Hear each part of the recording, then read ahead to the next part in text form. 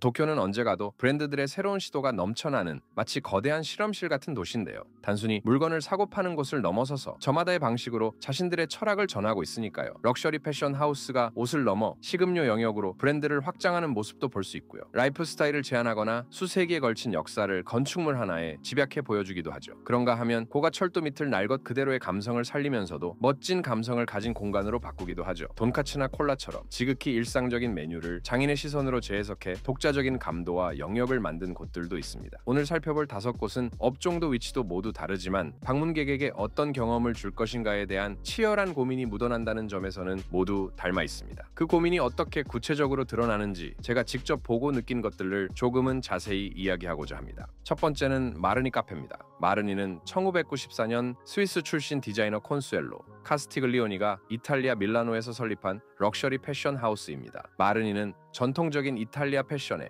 현대적이고 예술적 요소를 결합한 것이 특징이죠. 색덩어리, 이질적 소재의 믹스 앤 매치, 예상치 못한 색상 조합이 마르니의 매력입니다. 이런 마르니가 긴자식스 3층 매장 근처에 카페를 열었는데요. 디저트와 자기 제품을 함께 판매하고 있습니다. 제가 방문했을 때 예약제로 운영했고 예약이 일주일 넘게 꽉 차 있었습니다. 게다가 가격도 좀 많이 높은 편이기도 합니다. 카페 공간에는 마르니 브랜드의 간결함이 잘 담겨 있는데요. 다만 평소 마르니의 느낌과는 다르게 한 톤으로 통일한 차분한 분위기입니다. 제가 집중해서 본 부분은 메뉴보다 자기 제품이었는데요. 마르니를 패션 브랜드로만 생각하기 쉬운데요. 이 카페에서는 마르니가 옷을 넘어 일상에서 마르니의 감각을 어떻게 전할 수 있는지 고심한 흔적이 보입니다. 브랜드 자체의 고민을 볼 수 있는 공간이었습니다. 패션 브랜드가 옷 외에 다른 제품을 만드는 건 낯선 건 아닙니다. 티파니나 에르메스가 자기 제품을 만들고 있고 루이비통이 초콜릿을 판매하고 있으니까요. 마르니 역시 마르니 카페를 통해 브랜드 접점을 넓히고자 하는데요. 수익원을 다양화하려는 전략이라고 할 수 있습니다. 디저트는 도쿄에 워낙 훌륭한 곳이 많아 특별하다는 느낌은 없었습니다. 하지만 패션 브랜드가 라이프 스타일 전반으로 영역을 확장하는 흐름 속에서 마르니 카페는 브랜드의 새로운 시도를 발견할 수 있는 공간이었습니다. 두 번째는 가메아리 아트센터입니다. 이곳은 2024년 11월에 문을 연 복합 문화예술 공간인데요. 일본의 크리에이티브 집단인 스쿼트가 도쿄 가츠시카구 니시카메아리 지역의 고가 철도 아래 비어있던 공간을 활용해 만든 곳입니다. 이곳은 시민들에게 예술적 경험을 제공하는 스쿼트 프로젝트의 일환으로 만들어졌죠. 건물 설계는 일본의 유명 설계사무소 다이케이밀스의 나카무라 게이스케가 담당했으며 이곳은 레코드점, 서점, 카페, 설계사무소, 식물가게 등 다양한 업종이 입점했습니다. 예술, 디자인, 음악, 건축, 푸드 컬처가 융합된 소규모 상점들이 모여 지역 주민과 아티스트를 잇는 커뮤니티 허브 역할을 하고 있습니다. 고가 아래 특유의 오픈형 구조에 비계, 철, 나무, 돌 같은 날것의 자재를 실험적으로 활용한 점이 특징이죠. 아마도 스쿼트의 다른 공간들을 이미 경험한 분들에게는 익숙하게 느껴질 수 있습니다. 폐가구를 디스플레이로 쓰고 비계와 나무로 공간을 구성한 아오야마 르메르 매장 설계, 시부야 파르코 VCM 마켓에서 비계를 적극 활용했던 방식도 가메아리에서도 그대로 적용되었기 때문입니다. 게다가 고가 철도 아래 공간 개발도 나카메구로나 유라쿠초, 에큐트 에디션 같은 선례가 있어 가메아리는 스쿼트의 시그니처 스타일을 다시 확인하는 정도였습니다. 그럼에도 버려진 자재들로 공간을 역동적으로 만드는 접근은 인상적입니다. 건축이 새로운 자재만으로 완성되는 게 아니라 기획력으로도 얼마든지 매력적인 공간을 만들 수 있다는 걸 보여주기 때문입니다. 반면에 스쿼트의 스타일을 처음 보시는 분들에게는 공간이 굉장히 역동적일 겁니다. 스쿼트가 작업한 공간 중 여기가 제일 크니까요. 아쉬운 점도 있습니다. 레코드를 판매하는 공간에서는 돌과 금속 같은 단단한 재료 때문에 음악이 다소 거칠게 들렸습니다.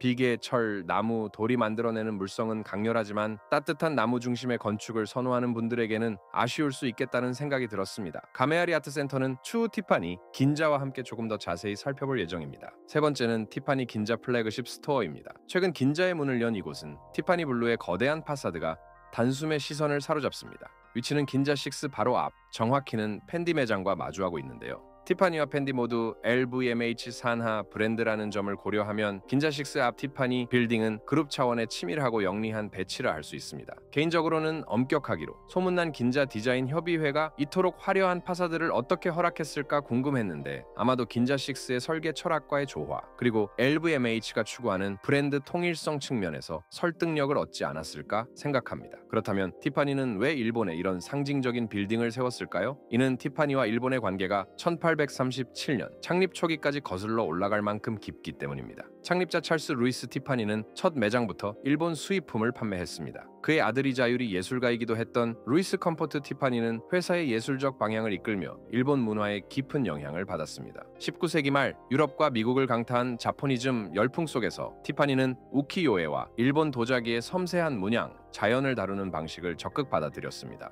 그 당시 티파니의 수석 디자이너였던 은세공사 에드워드 챈들러 무어도 일본 장식 예술 기법을 제품에 도입했죠. 이러한 교류는 1972년 니혼바시 미츠코시 본점 입점과 1996년 긴자 1초메 부티크 오픈 등 물리적인 확장으로도 이어졌습니다. 이번 긴자 플래그십 스토어는 이러한 역사의 집약체라고도 할 수 있습니다. 화려한 파사드와 달리 매장 내부는 긴자의 정제된 분위기와 조화를 이루는데요. 특히 모네 수령과 지베르니, 정원을 연상시키는 사이니지가 시선을 사로잡죠. 이러한 사이니지가 있는 이유는 티파니의 주얼리 디자인에는 인상주의와 아르누보의 영향이 복합적으로 담겨 있기 때문이죠. 1850년 티파니는 프랑스 파리에 지점을 열었습니다. 파리 지점과 프랑스 만국 박람회를 통해 다양한 일본 공예품이 티파니의 컬렉션에 들어왔죠. 이를 접한 티파니의 공예가들은 자연스럽게 빛과 색채를 중시하는 인상주의, 그리고 과감한 구도와 곡선, 계절감 있는 색채를 선보인 일본 미술의 영향을 받게 되었습니다. 또한 루이스 컴포트 티파니는 인상주의의 실험적 색채감과 빛의 변화, 유기적이면서도 자유로운 선, 자연에서 받은 영감을 티파니의 유리공예에 접목했습니다. 티파니가 전통적인 다이아몬드 중심 보석 디자인을 벗어나 오팔, 자수정, 투르말린 등 다채로운 컬러 스톤과 에나멜을 활용한 이유도 이 때문이죠.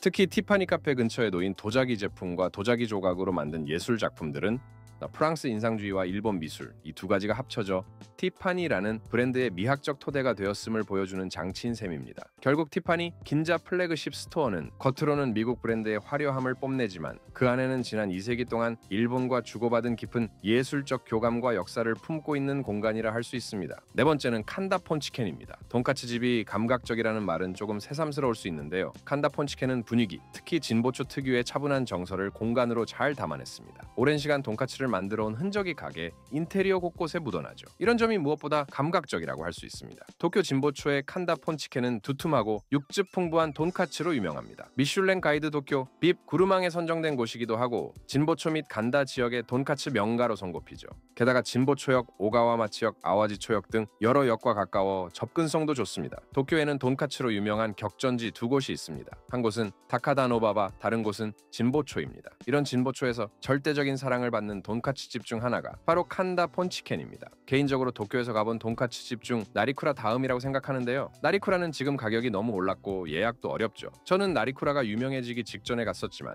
코로나 이후로는 가보지 못했습니다. 칸다폰치켄은 워낙 유명해서 언제나 대기가 길다고 하는데요. 저는 저녁 시간에 가서 그런지 전혀 기다리지 않았습니다. 폰치켄의 돈카츠는 참기름과 옥수수 기름을 섞어 튀겨서 라드보다 바삭하고 담백합니다. 저는 츠케모노가 무척 맛있더군요. 긴자 바이린도 마찬가지인데 느끼하지 않은 돈카츠에 새콤한 츠케모노는 실패할 수 없는 조합입니다. 시그니처 메뉴로는 등심과 안심 카츠 정식, 비프 카츠 정식, 돈카츠 카레가 있으며 일부 메뉴는 두께와 고기 질에 따라 가격이 다릅니다. 저는 1940엔의 등심 정식을 먹었습니다. 가장 흥미로운 점은 원산지를 달리해서 가격 경쟁력을 챙겼다는 점인데요. 멕시코산과 오키나와산을 선택할 수 있게 해서 돈카츠의 가격 장벽을 상대적으로 낮췄죠. 저는 이미 바이린에서 일본 국산 돼지고기 돈카츠를 먹어봤기에 멕시코산 돼지고기를 선택했는데요. 멕시코산 돼지고기를 사용했음에도 맛이 정말 훌륭하더군요. 음식에서 재료도 중요하지만 음식을 만드는 기술이라는 점은 변하지 않는 것 같습니다. 다섯 번째는 이요시콜라입니다. 제가 이요시콜라를 처음 접한 곳은